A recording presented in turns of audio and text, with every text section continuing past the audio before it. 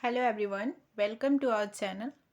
अभी हम लोग जो 2016 में टीजीटी का पेपर हुआ था उसमें हिस्ट्री के पोर्शन में जितने क्वेश्चन पूछे गए थे उन पर डिस्कस कर रहे हैं। जो फर्स्ट 24 क्वेश्चन थे उससे हम लोगों ने लास्ट वीडियो में अपने कवर कर लिया है। ये हमारा नेक्स्ट वीडियो है, इसमें हम लोग आगे के क्वेश्चन को डिस्कस करेंगे।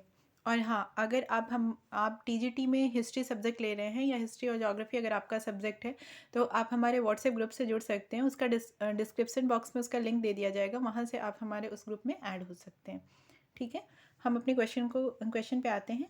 क्वेश्चन नंबर 25 है हमारा। पुष्यमित्र सुंग के बाद शासक कौन बना था?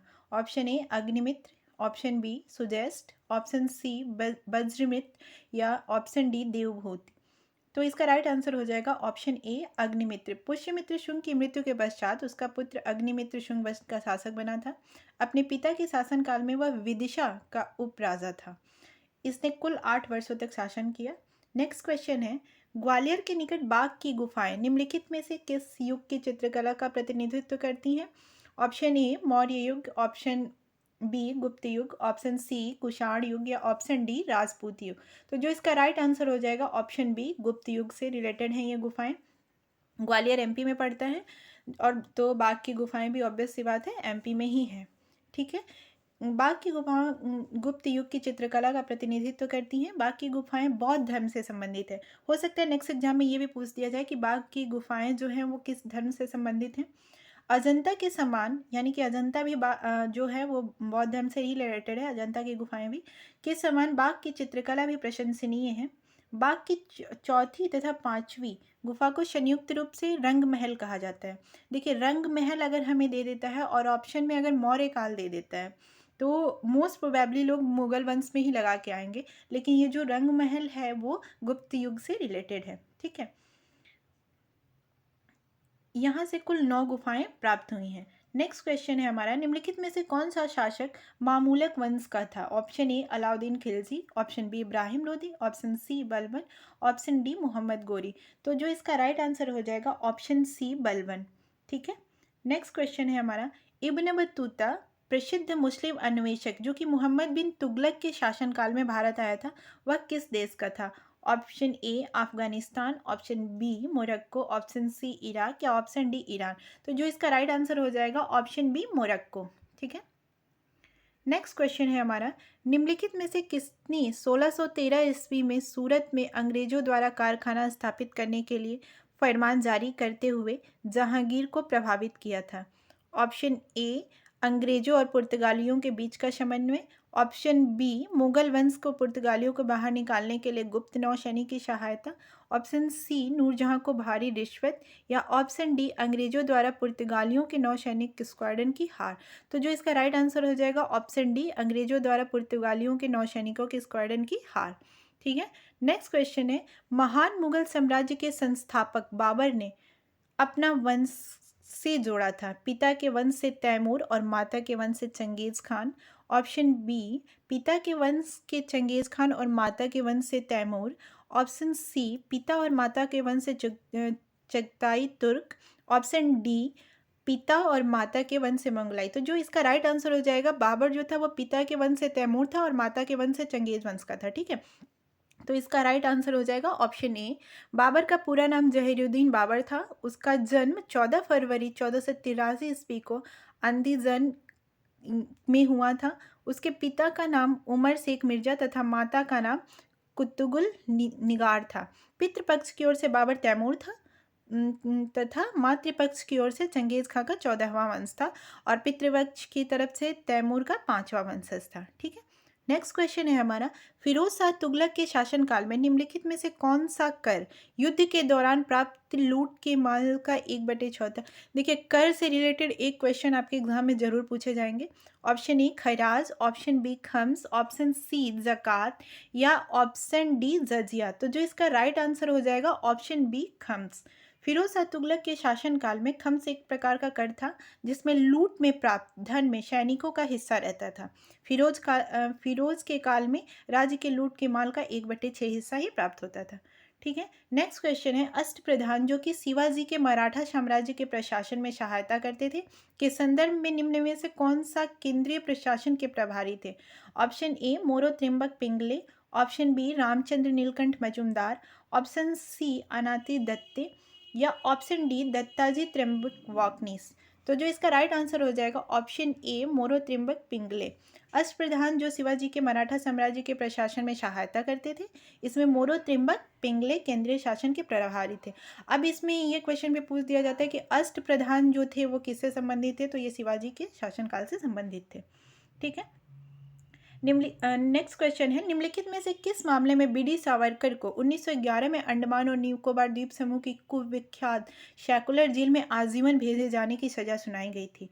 Option A Alipur bomb case, option B Nashik षड्यंत्र केस, ऑप्शन सी दिल्ली षड्यंत्र केस, या ऑप्शन डी लाहौर षड्यंत्र केस। तो जो इसका राइट आंसर हो जाएगा ऑप्शन बी नासिक षड्यंत्र केस में। ठीक है। विनायक दामोदर सावरकर, जिसे कि बी डी सावरकर के नाम से भी जाना जाता है, ये महान कवि, विद्वान, इतिहासकार तथा समाजसेवी भी थे। 1911 ईस्वी में नासिक षड्यंत्र केस में इनको अंडमान और निकोबार द्वीप समूह के कुख्यात सेकुलर जेल में आजीवन भेजे जाने की सजा दी गई थी, यानी कि आजीवन कारावास की सजा दी गई थी। ठीक है। नेक्स्ट क्वेश्चन है, सी आर दास की मृत्यु के बाद स्वराज पार्टी का दलों में विभाजन हो गया था और प्रतिक्रियावादी दल के द्वारा के लिए कार्य किया गया। ऑप्शन ए ब्रिटिश सरकार के साथ सहयोग करके हिंदू हितों की रक्षा, ऑप्शन बी असंतुष्टों के रूप में कार्य करके विधायी कार्यों में बाधा उत्पन्न करना, ऑप्शन सी गांधी के रचनात्मक कार्यों के पक्ष में कांग्रेस अपरिवर्तनियों का सहयोग करना, या ऑप्शन डी कांग्रेस के भीतर पार्टी की अलग पहचान बनाए रखना। तो इसका जो राइट आंसर हो जाएगा ऑप्शन ए, सी आर दास की मृत्यु के बाद स्वराज पार्टी का दलों में विभाजन हो गया और प्रतिक्रियावादी दल ने ब्रिटिश सरकार के साथ सहयोग करके हिंदू हितों की रक्षा के लिए कार्य करना शुरू कर दिया था। ठीक है। नेक्स्ट क्वेश्चन पे आते हैं हम लोग, निम्नलिखित में से किसने भारतीय विश्वविद्यालयों में धार्मिक शिक्षा के लिए प्रबलता से वकालत की थी? ऑप्शन ए बाल Gangadhar Tilak, option B Swami Vivekananda, option C Mahatma Gandhi, या ऑप्शन डी मदन मोहन मालवीय। तो जो इसका राइट आंसर हो जाएगा ऑप्शन बी स्वामी विवेकानंद। ठीक है। नेक्स्ट क्वेश्चन है हमारा, सामाजिक उन्मूलनों के पारित किए गए वर्षों के साथ मिलान कीजिए। ठीक है। तो हम डायरेक्ट इसके आंसर को ही देख लेते हैं, क्योंकि हम वीडियो काफ़ी लंबी हो जाएगी, इसलिए जल्दी करना है हमें। सती का उन्मूलन जो सती प्रथा का उन्मूलन था वो 1829 से 30 में हुआ था। विधवा पुनर्विवाह जो था वो 1856 ईस्वी में हुआ था। कन्या भ्रूण हत्या का विरोध 1804 ईस्वी में हुआ था। दास प्रथा का उन्मूलन जो था वो 1843 यानी 1843 ईस्वी में हुआ था। नेक्स्ट क्वेश्चन है, भारतीय स्थल पर गड्ढे खोदने के साक्ष्य निम्नलिखित में से किस प्राचीन स्थल से प्राप्त हुए हैं? ऑप्शन ए लोथल और कालीबंगन, ऑप्शन बी बुरझूम और रंगपुर, ऑप्शन सी रूपर और रंगपुर, ऑप्शन डी कालीबंगन और शुरकोटदा। ठीक है। तो इसका जो राइट आंसर हो जाएगा वो ऑप्शन बी बुरझोर और रंगपुर से हमें गड्ढे खोदने के साक्ष्य मिले हैं। ठीक है। बुरझूम कहाँ है? बुरझूम कश्मीर में है। ये एक नौपाषाणिक स्थल है। अब इसमें ये पूछ सकता है कि बुरझूम किस पाषाण काल से रिलेटेड है। इसमें पूछ सकते हैं पूरा पाषाण काल है, मध्य पाषाण काल है, या नवपाषाण कालीन स्थल है। तो ये नवपाषाणिक स्थल है। ठीक है। नेक्स्ट क्वेश्चन है, निम्नलिखित में से कौन सा वैदिक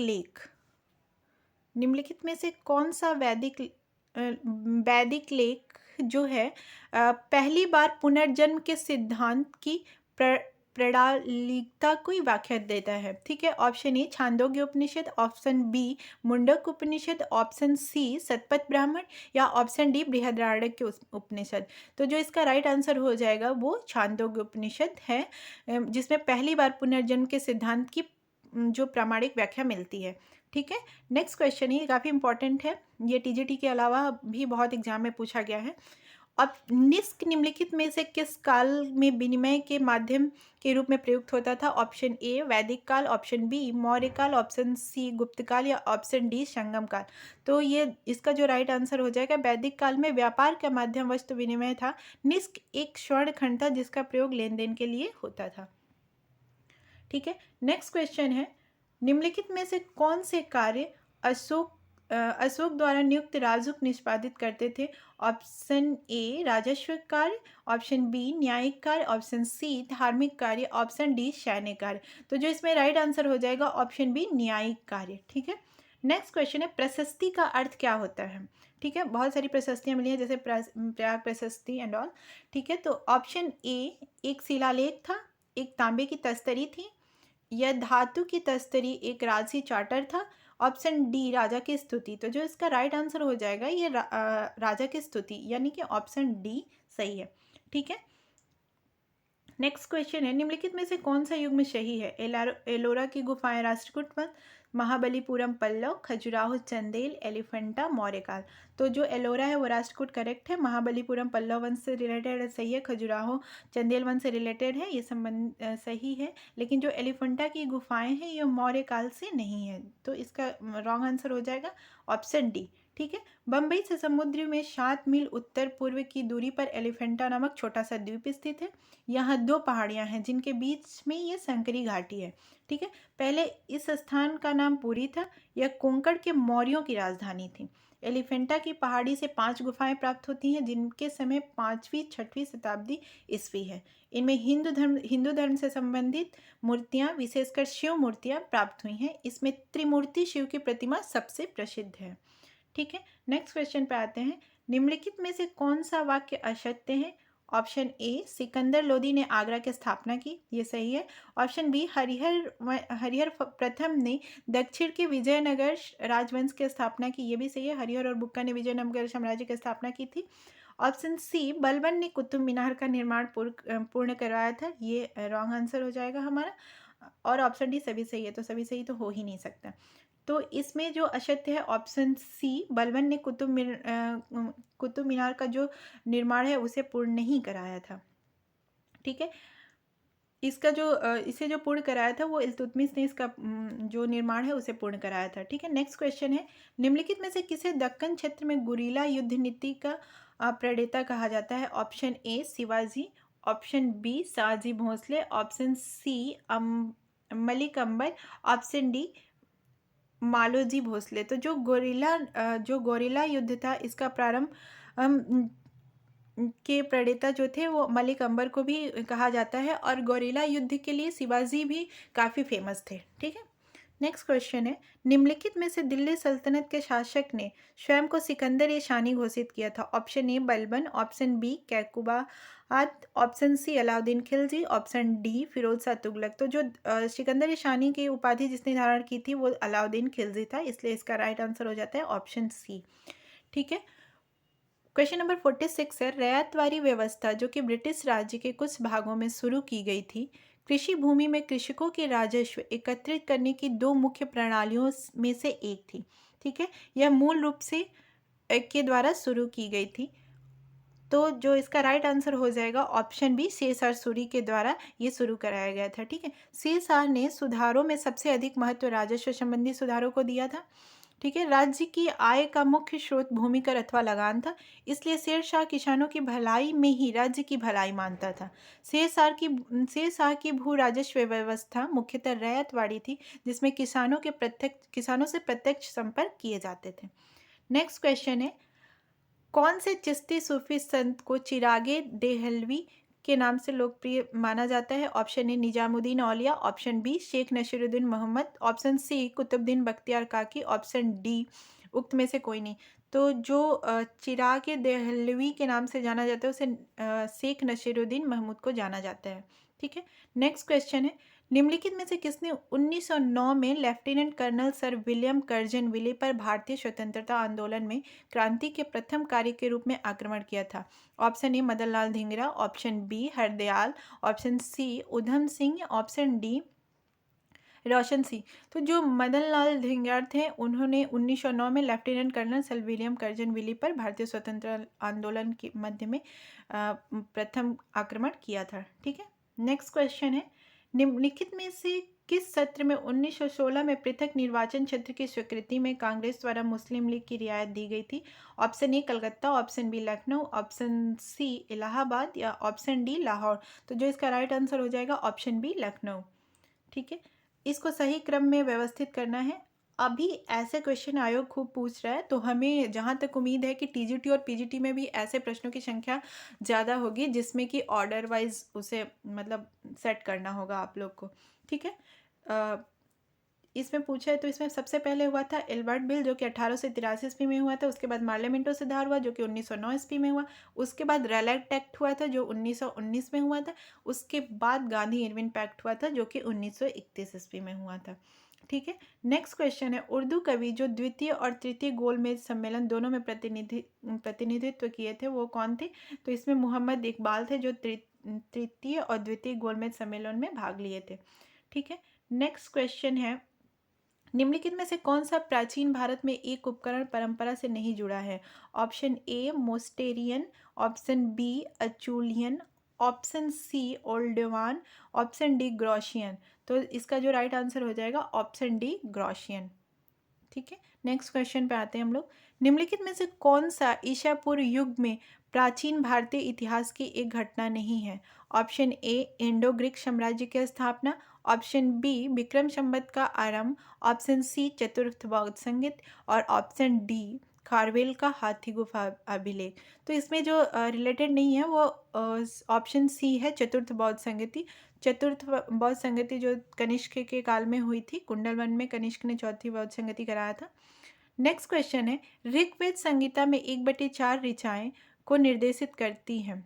1 से 4 ऋचाएं किसको निर्देशित करती हैं? तो इसका राइट आंसर हो जाएगा इंद्र को। ठीक है।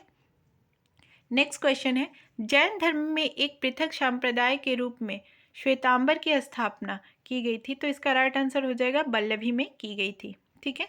नेक्स्ट क्वेश्चन है, केवल एक ही शिलालेख है जिसमें अशोक के करारोपण के बारे में बताया गया है, इनमें कौन सा वह शिलालेख है? इसका राइट आंसर हो जाएगा रुमिनदेह स्तंभ शिलालेख। अच्छा, अब जो अभिलेख अशोक के अभिलेख हमें प्राप्त हुए हैं, इनसे काफ़ी क्वेश्चन बनाए जाते हैं और हर एग्ज़ाम में एक नए क्वेश्चन इससे रहते ही हैं, तो आप लोग अभिलेखों को एक बार अच्छे से देख लीजिएगा। ठीक है। नेक्स्ट क्वेश्चन है, निम्नलिखित में से किसने शिलोन के बौद्ध राजा मेघवर्मन को बोध गया में बिहार बनाने की अनुमति दी थी? ऑप्शन ए चंद्रगुप्त द्वितीय विक्रमादित्य, ऑप्शन बी समुद्रगुप्त, स्कंदगुप्त या कुमारगुप्त। तो इसका राइट आंसर हो जाएगा ऑप्शन बी समुद्रगुप्त। ठीक है। नेक्स्ट क्वेश्चन है, फतवा ए आलमगीरी के नाम से इस्लामिक कानूनों का पूर्ण रूप से वर्णन मध्यकालीन भारत में निम्नलिखित में से किस शासक के आज्ञा लिपिबद्ध किया गया है? Option A Alauddin Khilji, option B Sher Shah Suri, option C Akbar या ऑप्शन डी औरंगजेब। तो जो इसका राइट आंसर हो जाएगा option D Aurangzeb. Next question है, निम्नलिखित में से किसी मुगल शासकों के काल के दौरान न्यायिक प्रणाली में सर्वोच्च पद पर नियुक्त किया गया था? ऑप्शन ए काजी उल कजात, ऑप्शन बी काजी उल हजरत, ऑप्शन सी काजी फैल इल इस्लाम या इनमें से कोई नहीं। तो जो इसका राइट आंसर हो जाएगा ऑप्शन ए काजी उल कजात को नियुक्त किया गया था। ठीक है। नेक्स्ट क्वेश्चन है, निम्नलिखित में से किसने महाभारत को फारसी में अनुवादित करवाया था, जिसे रजनामा के नाम से जानते हैं? Option A Akbar, option B Jahangir, option C Aurangzeb या ऑप्शन डी उक्त में से कोई नहीं। तो जो इसका राइट आंसर हो जाएगा, महाभारत का फारसी में अनुवाद कराया था वो अकबर ने कराया था। ठीक है। नेक्स्ट क्वेश्चन है हमारा, मुगल वंश निम्नलिखित में से किस इमारतों के डिजाइन और वास्तुकला से उस्ताद ईसा संबंधित हैं? Option A Taj Mahal, option B Buland Darwaza या लाल किला, एतमाद उद्दौला का मकबरा। इनमें से कौन सा संबंधित है? ठीक है। तो इसमें ताजमहल जो है, ताजमहल से उस्ताद ईसा संबंधित हैं। ठीक है। नेक्स्ट क्वेश्चन है, मकबरों की अष्टभुजाकार आकृति मध्यकालीन भारत के निम्नलिखित में से किस वंश की विशेषता थी? Option A Khilji, option B Tughlaq, option C Sayyid या ऑप्शन डी लोदी। तो जो इसका राइट आंसर हो जाएगा ऑप्शन डी लोदी। ठीक है। नेक्स्ट क्वेश्चन है, 3 फरवरी 1882 को भारत के ब्रिटिश सरकार ने जन निदेश की मौजूदा प्रणाली की कार्यशैली की जांच एवं लोकप्रिय आधार पर विस्तार के लिए भारतीय शिक्षा आयोग की नियुक्ति की। निम्नलिखित में से कौन सा उस आयोग का अध्यक्ष था? Option A S B Jacob, option B C Pearson, option C G.A. Bird या ऑप्शन डी डब्ल्यू हंटर। तो जो इसका राइट आंसर हो जाएगा डब्ल्यू हंटर था, जो कि 1882 ईस्वी में वुड डिस्पैच द्वारा शिक्षा के क्षेत्र में हुई प्रगति की समीक्षा हेतु डब्ल्यू हंटर की अध्यक्षता में एक आयोग गठन किया गया था, जिसका कार्य प्राथमिक शिक्षा के विकास की कार्य समीक्षा प्रस्तुत करना था तथा उसके बारे में सुझाव देना था। ठीक है, ये जो क्वेश्चन थे ये जो 2016 का एग्ज़ाम हुआ था उसमें पूछे गए हैं। अब नेक्स्ट वीडियो में आप लोग किस टॉपिक पे वीडियो चाहते हैं वो कमेंट बॉक्स में आप अपने सुझाव और ज़रूर दीजिएगा। Thanks for watching this video. Please do like, subscribe and share this channel. Thank you to all.